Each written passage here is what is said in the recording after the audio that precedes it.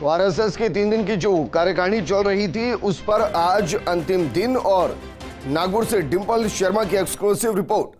BJP के राष्ट्रीय अध्यक्ष जेपी नड्डा बैठक में शामिल होंगे। मेरी सहयोगी डिंपल जुड़ गई हैं। डिंपल, जरा जानकारी दीजिए। अभी तक तो कार्यक्रम आरएसएस का था, लेकिन अगर जेपी नड्डा इस कार्यक्रम का हिस्सा बन रहे हैं तो उसके सियासी मायने क्या है? देखिए, बिल्कुल विजेंद्र, क्योंकि राष्ट्रीय अध्यक्ष जेपी नड्डा बीजेपी के पहुंचे हैं नागपुर, और हमेशा से ही जब भी आरएसएस की कोई बड़ी बैठक होती है तो ऐसे में बातें सामने आती है, नाम सामने आता है कि बीजेपी के राष्ट्रीय अध्यक्ष जेपी नड्डा हर बैठक में शामिल होते हैं, लेकिन उसकी तस्वीरें सामने नहीं आती। कहा जाता है कि आरएसएस पूरी तरीके से नकारता है कि बीजेपी का कोई भी व्यक्ति या कोई राजनीतिक व्यक्ति इस बैठक में शामिल नहीं हो रहा है, क्योंकि आज वो नागपुर एयरपोर्ट पहुंचे और नागपुर से सीधा उस बैठक के लिए रवाना हुए और 9 बजे के लगभग वो वहां पर पहुंचे। और ये जो तस्वीर आप देख रहे हैं ये नागपुर एयरपोर्ट की है। और खास बात ये है कि इस बैठक में शामिल होंगे। आज आखिरी दिन है और सूत्रों के अनुसार जो नए सरकार्यवाह पर फैसला होना था वो फैसला हो चुका है और दत्तात्रेय होसबोले को ही अगले 3 साल का कार्यकाल सौंपा जाएगा और नए सरकार्यवाह के तौर पर अगला जो पदभार है 3 साल का वो दत्तात्रेय होसबोले ही संभालेंगे। क्योंकि हम पहले से ही ये बात कह रहे थे कि फिर से जो कि अभी तक उनका कार्यकाल रहा है, इससे पहले भी जो सरकार्यवाह रहे हैं उन्होंने भी अपने कार्यकाल को लगातार 3 से 4 साल तक निभाया, चाहे खुद संघ प्रमुख मोहन भागवत हो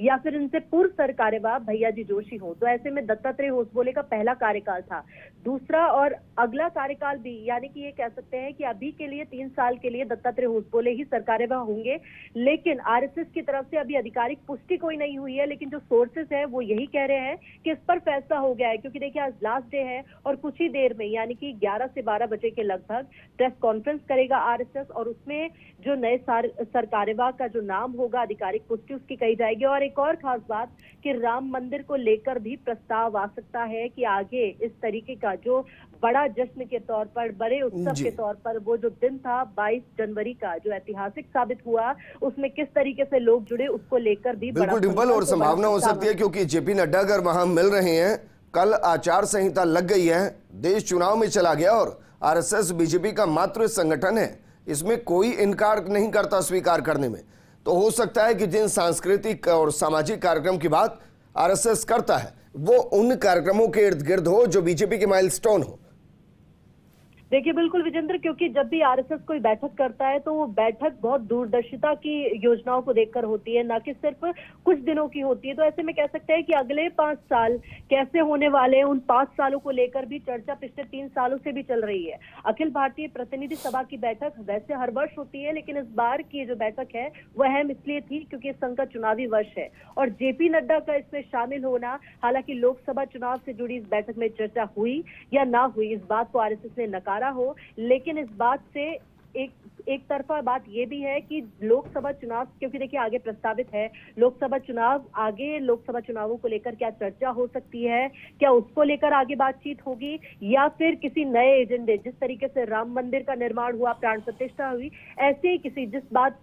बात को लेकर हम लगातार कह रहे थे कि बीएचपी और आरएसएस कोई बड़ा टारगेट निर्धारित कर सकती है बीजेपी के साथ मिलकर, क्योंकि सभी को पता है जो एजेंडा था वो भाजपा का था, राम मंदिर का। तो ऐसे में बड़ा टारगेट आगे कोई रख सकती है जो बीएचपी और आरएसएस का कोऑर्डिनेशन हो, साथ ही साथ भाजपा उसको पूरी तरीके से बेच दे और आने वाले समय में भाजपा और किस तरीके से सुदृढ़ हो, क्योंकि न सिर्फ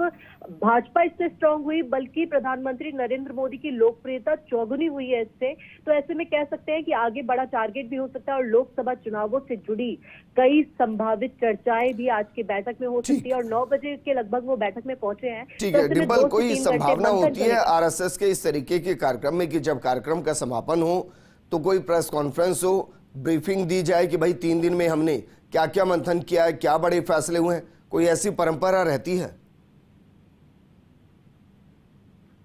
बिल्कुल विजेंद्र, जैसे कि प्रेस कॉन्फ्रेंस होगी और जितना कि पहले दिन बताया गया था कि कौन कौन से मुद्दों को लेकर चर्चा होनी है, देश की वर्तमान स्थिति पर हमेशा से जो सामाजिक हित के मुद्दे होते हैं उन पर आरएसएस हमेशा से चर्चा करता है, मंथन भी करता है, चाहे वो बंगाल हिंसा हो, मणिपुर हिंसा हो, राम मंदिर पे कैसे लोगों का, कितने लोगों का जुड़ाव हुआ, किस तरीके से बड़े इवेंट के रूप में साबित हुआ और साथ ही साथ और देश की वर्तमान स्थिति से जुड़े आगे हित में कौन से मुद्दे ऐसे हैं जो आगे शामिल हो सकते हैं और कौन से मुद्दे हैं जो वाकई इतने लोगों को एक तरफ आकर्षित करना ही नहीं, क्योंकि जो लोगों की भावनाओं से जुड़े हुए होते हैं, महिलाओं पर फोकस, महिलाओं की सहभागिता कैसे बढ़े, चाहे राष्ट्रीय सेविका समिति है जो कि विविध संगठन है संघ का, उसको लेकर किस तरीके से आगे बढ़े, महिलाओं पर फोकस किस तरह से किया जा सके, क्योंकि 2025 में संघ को 100 वर्ष पूरे हो रहे हैं और 100 वर्ष तक जो संघ ने एक टारगेट निर्धारित करा है पिछले कुछ सालों से, जब जब ये बैठक हुई है, चाहे प्रांत प्रचारक बैठक हो, अखिल भारतीय प्रतिनिधि सभा बैठक हो, ऐसी बैठकों में आगे की दूरदर्शिता देखकर, योजनाओं को देखकर